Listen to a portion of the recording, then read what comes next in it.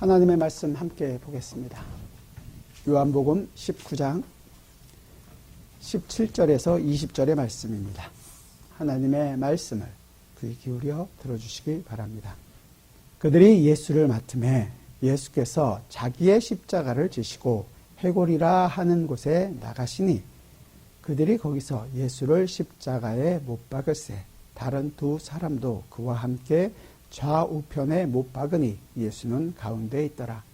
빌라도가 패를 써서 십자가 위에 붙이니 나사렛 예수 유대인의 왕이라 기록되었더라. 예수께서 못 박히신 곳이 성에서 가까운 고로 많은 유대인이 이 패를 읽는데 히브리와 로마와 헬라말로 기록되었더라. 아멘. 지난 시간 마지막에 우리가 있었던 19장 16절 빌라도가 죄 없는 예수님에 대해서 판결을 내리는 거죠. 이에 예수를 십자가에 못 박도록 그들에게 넘겨주니라. 죄 없는 예수님에도 불구하고 그들은 예수를 십자가에 못 박습니다.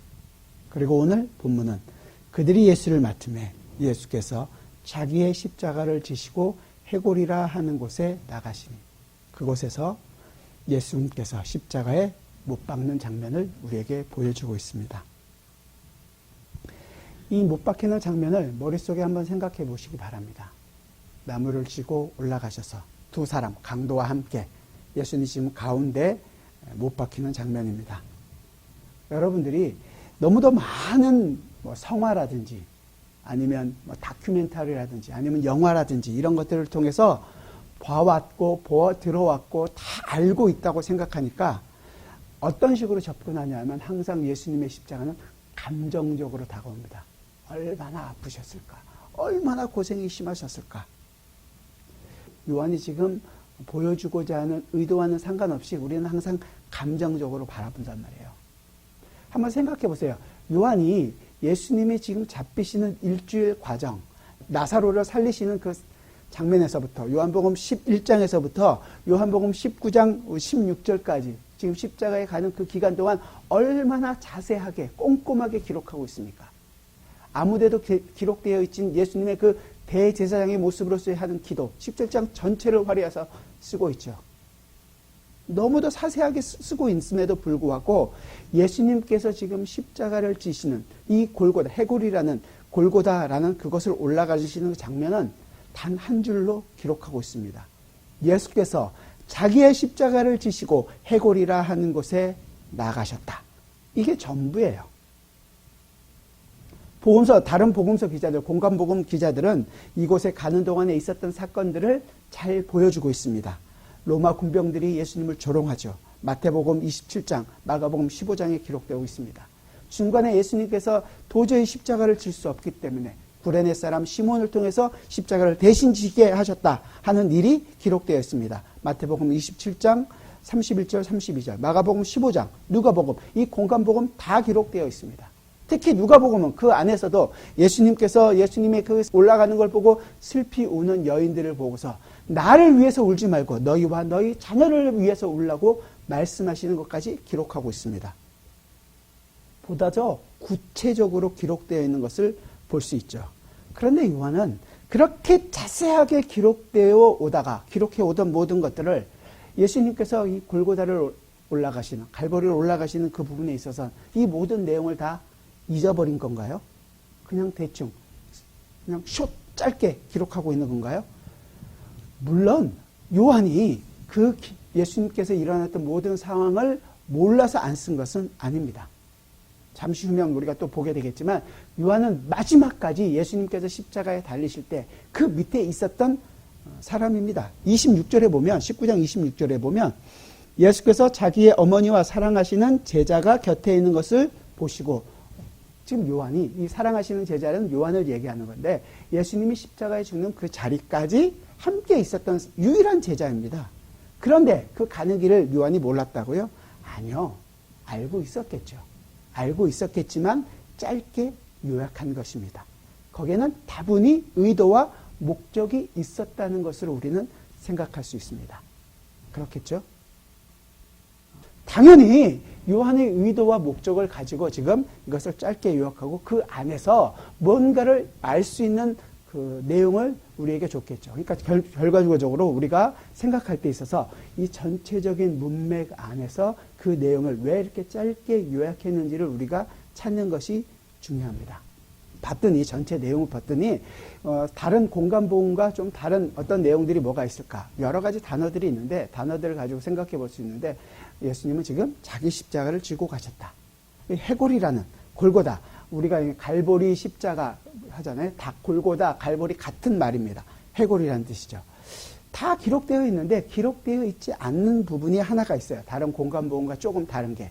그게 20절에 있습니다. 20절에 보면 예수께서 못 박히신 곳이 성에서 가까운 고로.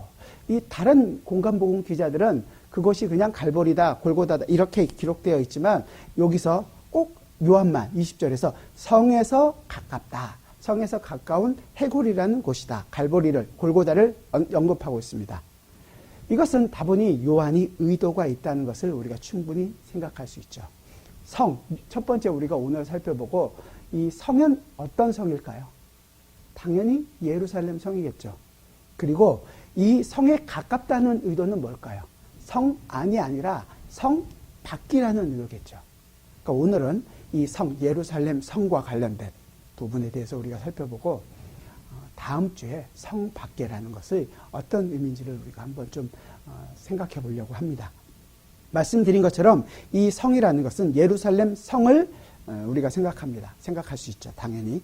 그래서 이 부분에 대해서 우리가 깊이 이해해야 하는 배경이 생겨나게 되는 것입니다. 예수님의 생애는 그저 예수님이 이 땅에 태어나서 매일매일 살아가는 삶을 사는 것이 아니라 성경을 응하게 하려 하심이라.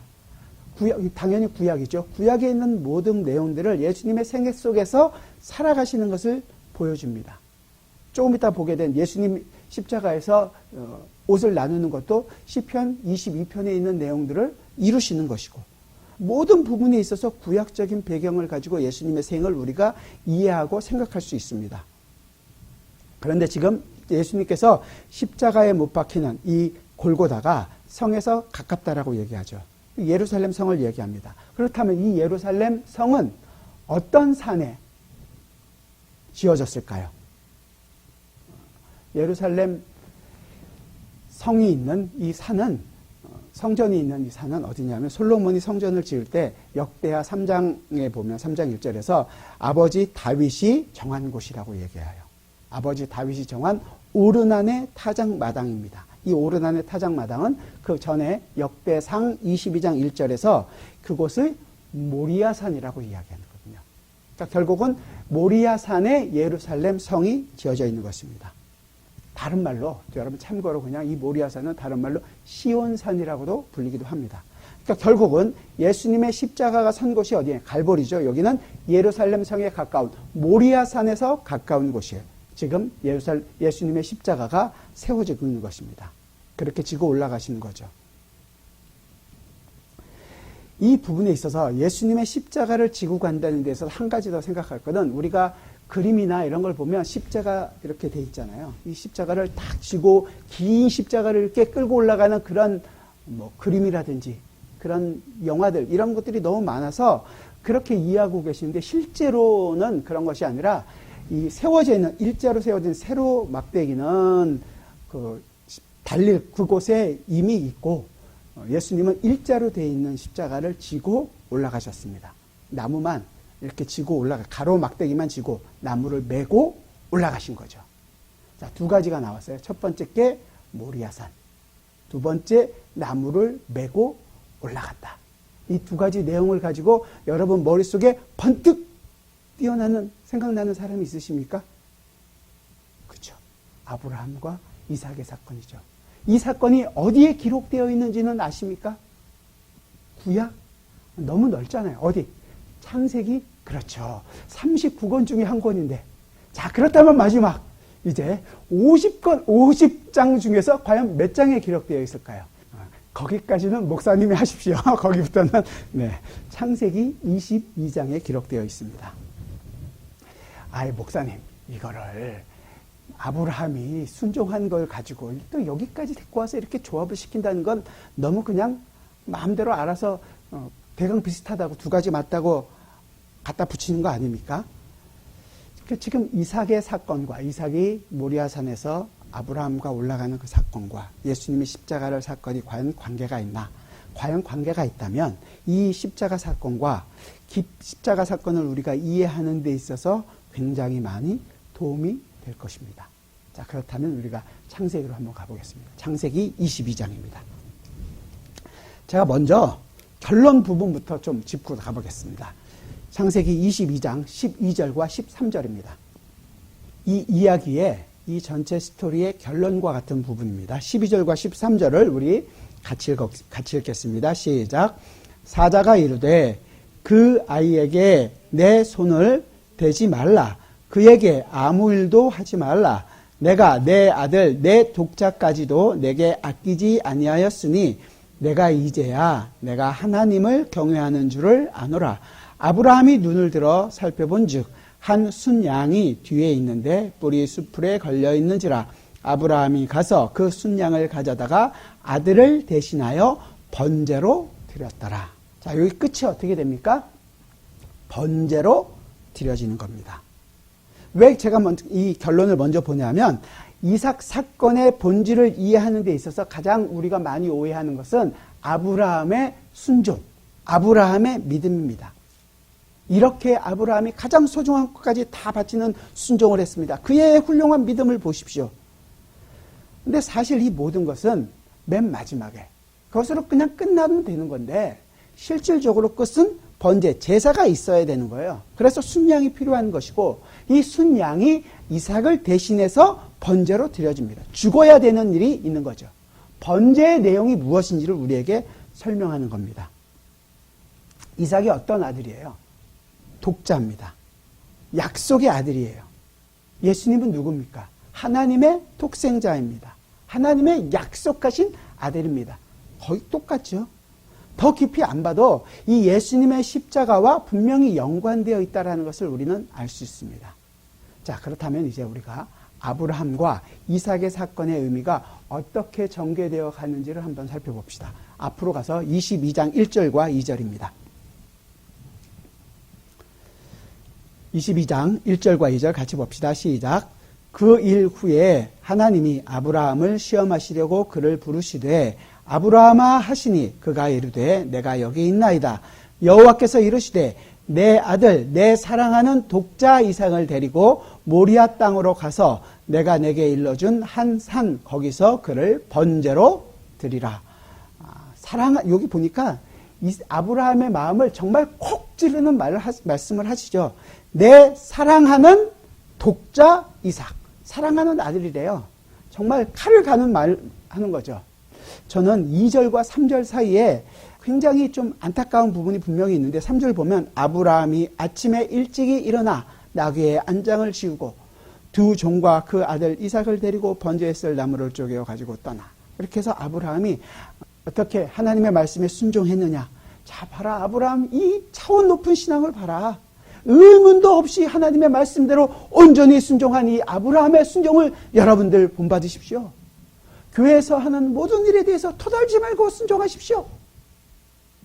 이렇게까지 바로 나가진 않더라고요, 요즘엔.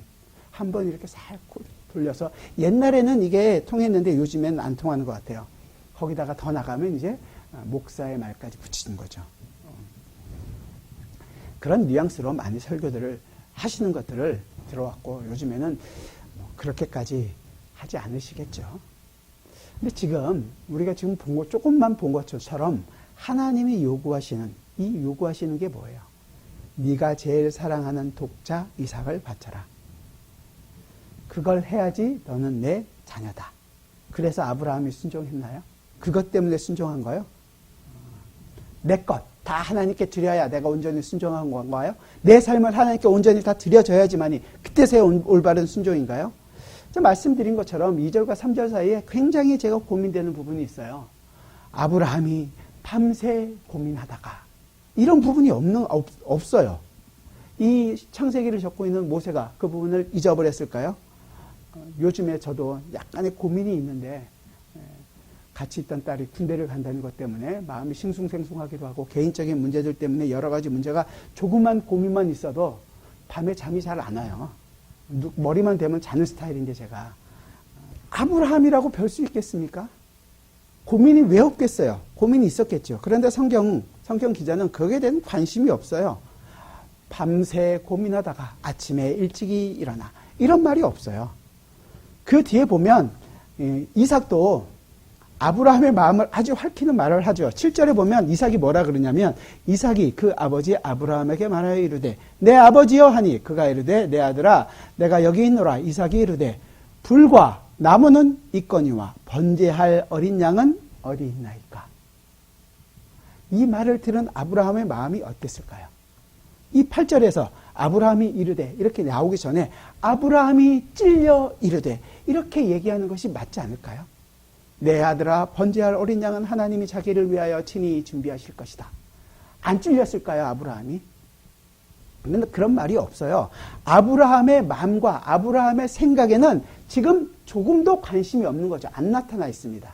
그러면 아브라함은 그런 말과 생각과 감정이 전혀 없이 그냥 하나님의 말씀에 온전히 순종만 하는 사람이었기 때문에 그런 것 아닙니까? 그렇진 않죠. 왜냐하면 소돔과 고모라를 심판하러 가는 그 심판의 천사 앞에서 아브라함이 뭐라 그랬어요? 의인 50명에서 10명까지 나갈 때 얼마나 하나님께 울고불고 자기의 감정을 다 드러냅니까? 설득하면서 마음을 다해서 하죠. 협상하잖아요, 협상. 마음을 드러내는 방법이 있습니다. 그런데 여기서는 모리아산 이삭과는 별 반응이 없이 아무런 감정이 없어 보입니다. 다분히 거기에는 의도가 있다라는 것을 우리가 생각해야 되는 거죠. 아브라함이 가지는 이 감정이 우선이 아니라 이 사건이 정말로 보여주려는 부분에 집중하기를 원하는 거죠. 이 사건은 아브라함의 개인적인 신앙을 이야기하는 것이 아닙니다. 이 아브라함과 이삭, 이 모리아산 사건은 하나님이 준비하신 구원 사건이라는 것을 알게 하기 원하시기에 아브라함의 마음에는 조금도 관심이 없는 거예요. 하나님이 준비하신 하나님이 일을 하나님의 구원 사역이라고 지금 보여주고 있는 것입니다. 그게 뭐였어요? 마지막에 순양이 죽어야 하는 번제에 대한 얘기라는 거예요. 번제가 드려져야 되는 거죠. 아브라함이 얼마나 최고의 것을 드렸느냐, 아브라함이 얼마나 토도 안 달고 순종했느냐가 중요한 것이 아니라는 거죠. 그러니까 결국은 이 모든 사건의 결과가 이 사건의 목적을 우리에게 보여주고 있는 것입니다. 하나님의 의도는 번제가 무엇인지를 알게 하는 거예요.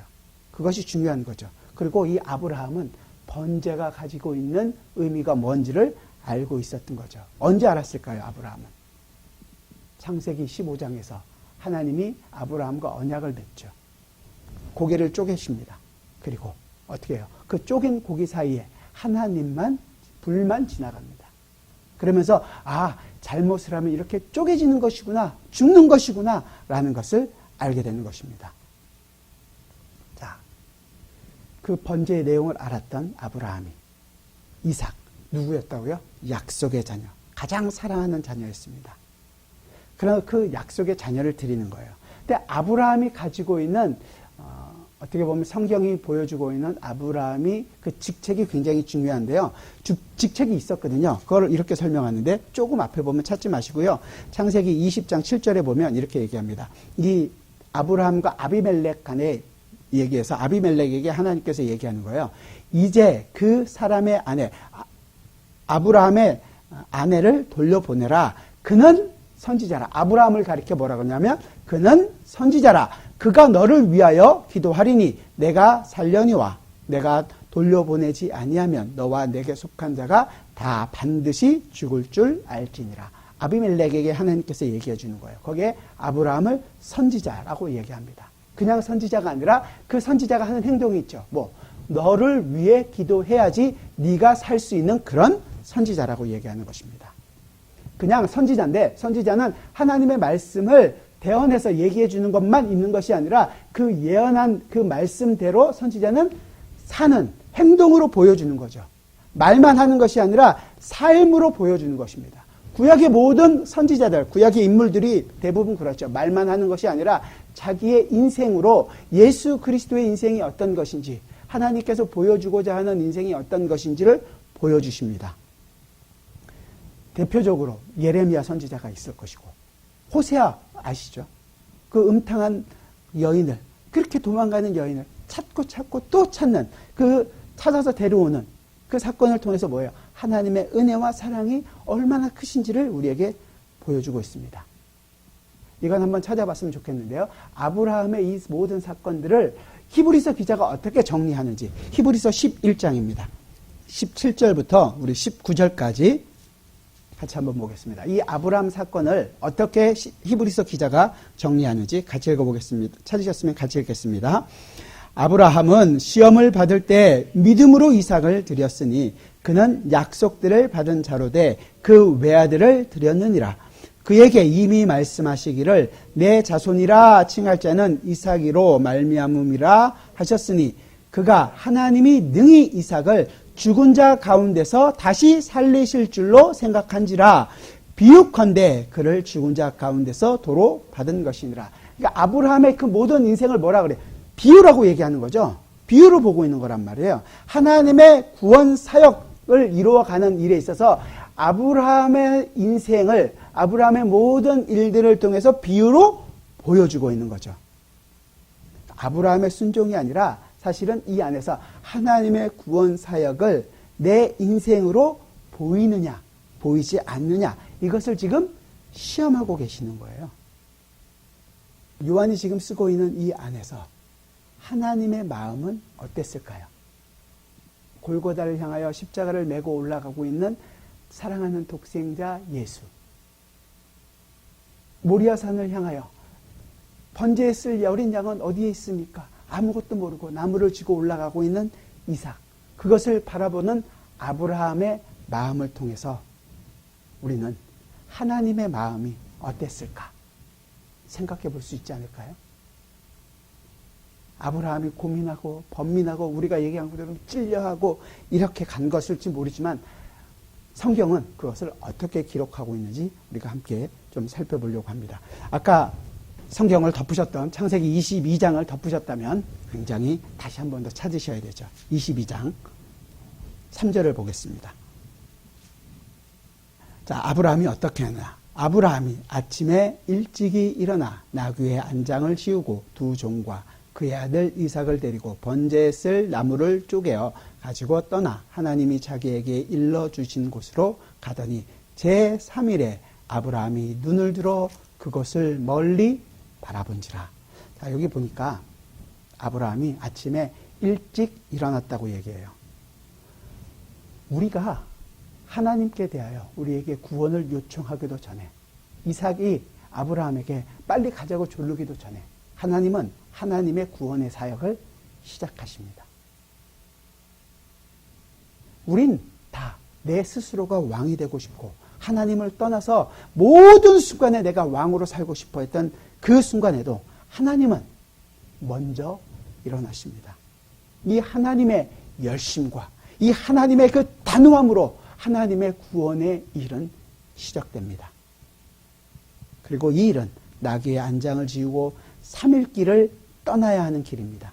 그냥 바로 일어나는 일이 아니라 긴 여정이었다는 거죠. 왜 이걸 긴 여정이었을까요? 바로 그냥 끝냈으면 얼마나 좋을까요? 우리가 생각하는 것처럼 창세기 3장 15절에서 여인의 후손을 통해서 너희가 구원을 얻을 것이다.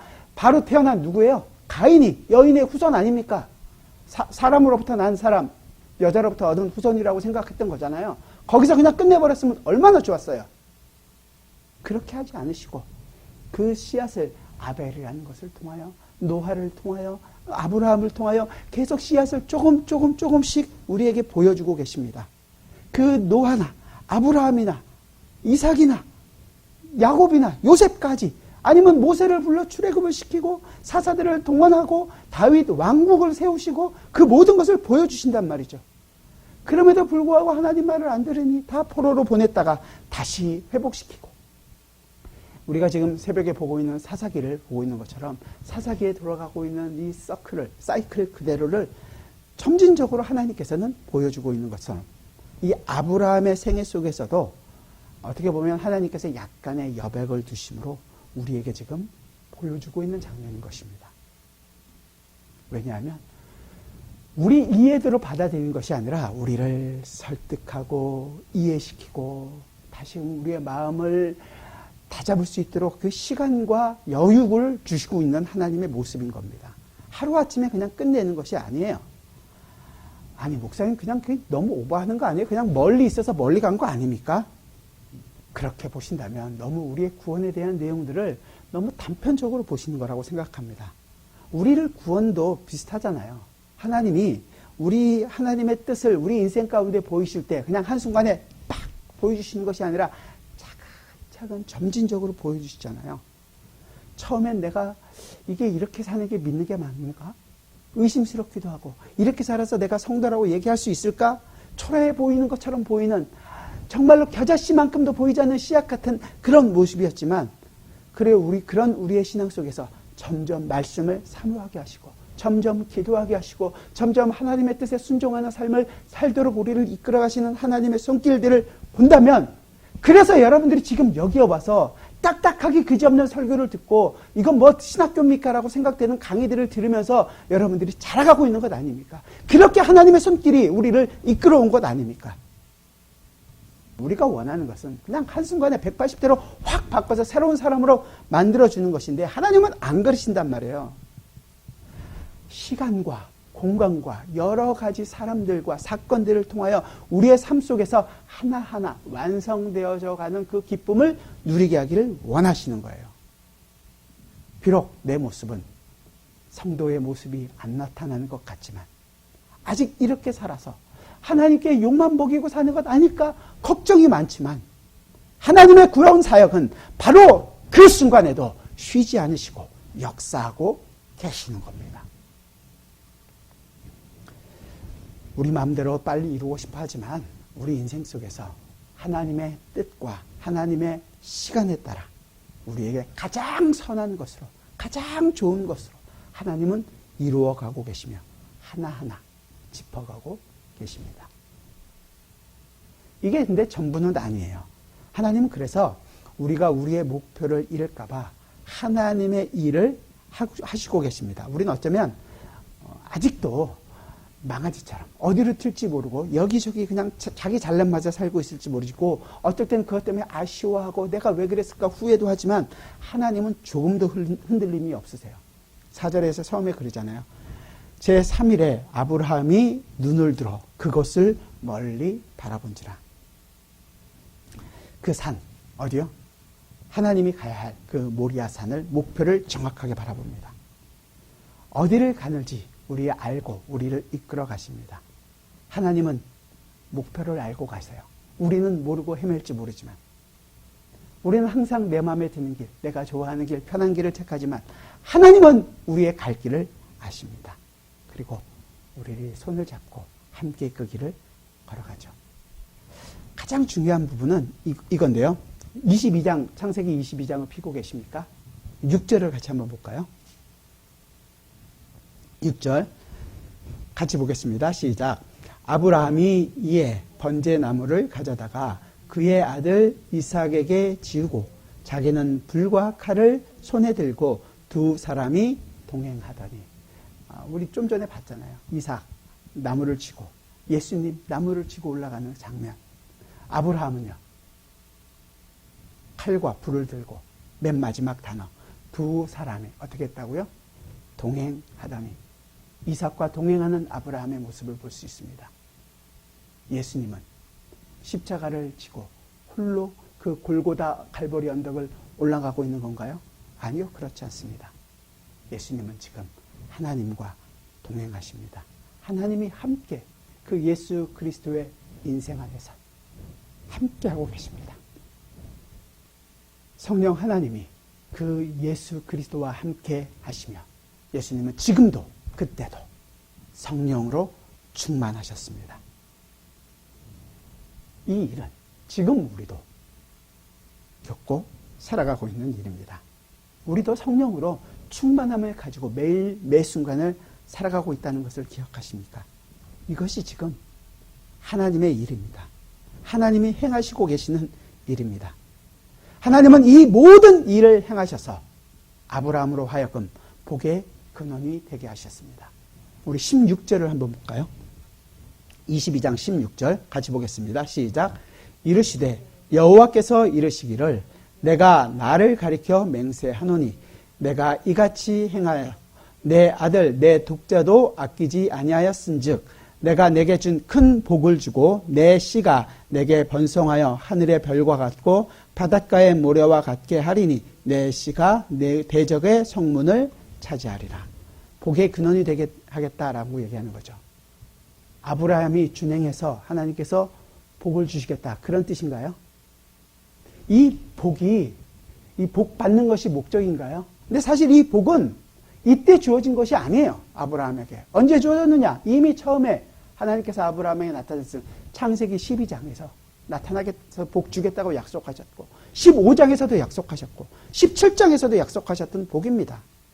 아브라함이 듣고 행해서 얻는 것이 아니라 하나님이 하나님의 일을 드러내는 것으로, 그것으로 하나님의 일이 이루어진 것으로 말미암아 아브라함의 복을 누리게 되는 것입니다. 아브라함이 한 일이 아니라 사실은 어떤 거예요? 누가 한 일이에요? 하나님께서 하신 일입니다. 아브라함은요, 그 하나님께서 하시는 일을 자기 인생 가운데 그림자로서 드러내고 있는 것입니다. 결국은 아브라함의 믿음이라고 얘기하는 이 아브라함의 믿음은 하나님이 행하시는 일을 믿고 그의 삶 가운데서 드러내는 것, 행하는 것을 가리켜서 믿음이라고 얘기하는 거죠. 하나님이 하나님의 일을 행함으로 아브라함이 복을 받는 것, 이걸 행함이라고 얘기하는 거예요. 야고보서에서 아브라함의 믿음을 행함이 있는 믿음이라고 얘기하죠. 그 말의 의미가 이해가 되십니까? 자기가 행해서 얻는 것이 아니라 하나님께서 행하신 일을 그의 삶 가운데에서 보여주는 것입니다. 아브라함이 순종해서 아브라함이 그대로 행했기 때문에 조건으로 구원을 얻는 것이 아니라 하나님이 하나님의 일을 행하셔서 아브라함이 복을 받는 거예요. 이걸 행함이라고 얘기하는 거죠. 무슨 일을 하는데요? 아들을 보내시고 결박당하게 하시고 조롱받게 하시고 묶여서 결국은 십자가에 못 박혀 죽는 이 하나님의 일, 그 일 때문에 아브라함도 복을 받고 우리도 복을 받습니다. 따라서 그의 복은 하나님의 일하심으로 누리고 살아가는 복이 됩니다. 자, 이것을 이해했다면 정말 잊지 말아야 하는 부분을 함께 봤으면 좋겠습니다. 자, 우리는 이삭을 보면서 지금 예수님을 바라봅니다. 그렇죠? 같이 나무를 쥐고 모리아산으로 올라가는 그 십자가에 달리신 예수. 얼마나 아프셨을까? 얼마나 불쌍한 예수. 이게 아닙니다. 불쌍해서 흘리는 눈물이 아니라 뭘 봐야 된다는 거예요. 하나님이 하나님의 구원을 이루시는 것으로 지금 바라볼 수 있어야 된다는 겁니다. 선지자의 모든 예언들, 그리고 그 일을 삶 가운데서 보여준 이삭과 아브라함의 사건을 예수 그리스도의 십자가 위에서 바라볼 수 있어야 되는 거죠. 지금 예수님은 이삭의 인생과 하나가 되셔서 그의 삶을 살아가고 계시는 거예요. 모리아 산에서 나무를 메고 올라가 죽어야 하는 그 이삭과 주님은 하나가 되십니다. 이 이삭의 생이 예수님의 생과 하나가 되고 그 내용을 이해했다면 우리의 생은요, 주님은 지금 우리의 삶과도 하나가 되십니다. 우리는 우리 나름대로의 삶을 살아가고 예수님은 그저 2000년 전에 사시고 십자가에 죽으셨다. 그게 나와 무슨 상관인가? 아닙니다. 그 2000년 전에 예수 그리스도의 십자가는 지금 내 인생에서 살아가야 할, 결국 죽음으로 끝날 수밖에 없는 내 인생과 하나가 되십니다. 그렇게 주님은 십자가에서 죽으십니다. 아브라함은 이 하나님의 일, 구원 사역을 자기의 인생에서 살아갔습니다. 이걸 뭐라고요? 믿음이라고 얘기했습니다. 하나님이 일어나 길을 가시고 갈 길을 정확히 보고 가시는 그 동행하시는 것으로 이것을 믿음이라고 말씀드렸죠. 이 하나님의 행하심이 있었기에 이것을 믿음이라고 얘기하는 것입니다. 따라서 우리의 믿음이야말로 우리의 것이 아닌 하나님의 행동에 기초한 것이어야만 가능한 것입니다. 우리는 이 일에 그래서 예수 그리스도와 우리도 하나가 됩니다. 주님이 기도하실 때 하셨던 기도를 기억하십니까? 아버지여, 내가 아버지 안에, 아버지께서 내 안에 있는 것 같이 저들도 우리 안에 있게 하사 하나가 되게 하옵소서. 지금 예수님께서 모리아산을 십자가를 지고 가는 그 길에서 이삭과 하나가 된 것처럼, 이삭의 생을 살아간 것처럼 그 이삭이 예수 그리스도 안에 들어와서 이제 우리의 인생 안에서도 예수 그리스도께서 우리의 인생과 하나가 되십니다. 그래서 우리는 하나님이 일어나실 때 우리도 함께 일어납니다. 하나님의 구원 사역이 아침에 일찍 일어나 시작하셨듯 우리의 인생도 그저 눌러앉아서 야, 나는 구원받았다, 감사합니다, 아이고 이렇게 살면 안 되는데 후회만 하고 기도만 하고 내가 죄인이구나 알고 그냥 기도하고 눈물 흘리는 것으로 나는 괜찮은 인간이다 라고 하는 것이 아니라 하나님이 아침에 일어나실 때 우리도 함께 일어납니다. 내 인생이 비록 힘들고 버거운 순간이 있을지언정 하나님이 일어나시면 우리도 일어난다는 것을 아는 인생이라는 거예요. 그래서 내 인생은 그 예수 그리스도 안에서 발견된다는 것을 우리는 보게 됩니다. 또한 우리는 우리의 여정을 압니다. 오늘이 우리 인생의 끝이 아니라는 것을 압니다. 오늘도 우리는 주님의 은혜로 만족한 삶을 살았습니다. 아니, 내일도 우리는 만족한 삶을 살아갈 것입니다. 주님이 우리와 함께하기 때문입니다.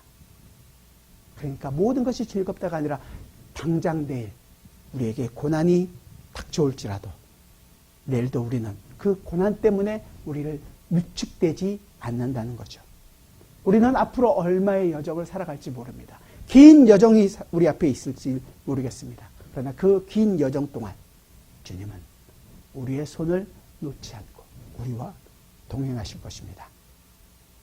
그래서 우리는 이 동행하시는 성령 하나님과 함께 이 세상에서 기쁨과 감사와 찬송을 드리는 유일한 사람들이 되었습니다. 코로나로 너무도 힘든 상황들을 겪고 있는 순간입니다. 일상으로 돌아가기를 너무도 희망하고 살아갑니다. 우리의 모든 것이 다 망가져버린 것 같습니다. 하지만 그 속에서도 하나님께서 바라보고 계신 그 모리아산을 우리도 함께 바라봅니다. 자, 빨리 끝나서 일상으로 돌아가는 것만이 목적이 아니라 그 안에서도 바라보고 계신 하나님과 함께 하나님의 인도하심을 경험하고 하나님과 동행하는 기쁨을 고백하고 하나님이 내 인생을 책임질 것으로 생각하며 하나님께 모든 것을 드리며 하나님과 동행하는 기쁨을 바라봅니다. 이게 성도의 믿음입니다. 그래서 우리가 기쁘게 일어납니다. 그래서 우리가 힘차게 생활합니다. 그래서 우리가 감사하게 하나님께 한 걸음 한 걸음 더 나아가고 살아갑니다. 주님께서는 지금 십자가를 지고 올라가셔서 그 골고다에서 우리의 모든 죄를 십자가에 못 박았습니다. 그리고 예수 그리스도의 의를 우리에게 입혀주셨습니다. 하나님의 일이 우리에게 이루어졌습니다. 이게 우리의 믿음입니다. 이 믿음을 가진 자로 기쁘게 살아가시는 여러분이 되시기를 주님의 이름으로 부탁드립니다. 기도하겠습니다. 우리의 모든 순간이 힘들고 어려울 때가 있습니다. 주님이 내 손을 꼭 잡고 계신다는 것을 말씀을 통하여 확인하면서도 내 삶을 돌아볼 때 나는 그 손마저 놓고 싶을 때가 많습니다. 이스라엘이 그렇게 주님을 배신하고 돌아서서 자기의 욕심대로 내가 왕으로 살아갔던 그의 그 이스라엘의 역사를 바라보면서 그것이 바로 나의 인생이라는 것을 고백합니다. 그러나 나의 아버지는 그런 나를 버리지 않으시고 찾아오시고 또 찾아오셔서 결국은 사랑하는 독생자 예수를 나를 대신하여 죽게 하는 그 자리까지 나를 사랑하시는 아버지의 사랑을 바라봅니다. 그렇게 우리가 아버지의 사랑을 입었습니다. 그 사랑을 입은 자답게 정말로 주님의 은혜에 감사하며 살기를 원합니다. 주여, 우리의 이 무뎌진 마음을, 정말로 우리의 이 말라 비틀어진 이 마음 속에 성령 하나님이 나와 함께하고 계시며 결코 빼앗기지 않는 그 하늘의 복을 오늘도 우리에게 채워주신다는 그 약속을 의지하며 약속을 가진 자답게 기쁘게 살게 하여 주옵소서. 그것이 우리입니다. 그것이 성도입니다. 그것이 성도의 믿음입니다. 이 믿음으로 살게 하여 주옵소서. 예수 그리스도의 이름으로 기도드려옵나이다. 아멘.